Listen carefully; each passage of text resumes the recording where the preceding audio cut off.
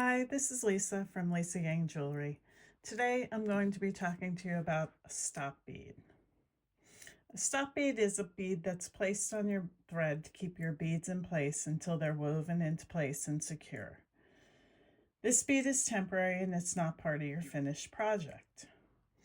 To thread a stop bead, you're going to take your needle and thread, pick up a bead, usually one that's a different color from the rest of the beads on your project.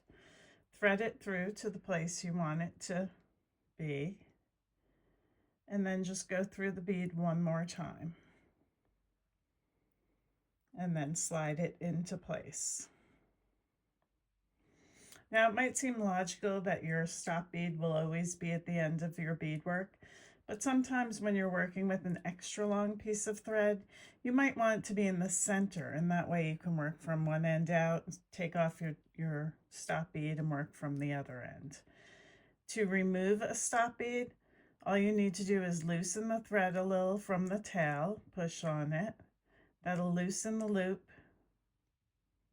and then you can just slide it right off.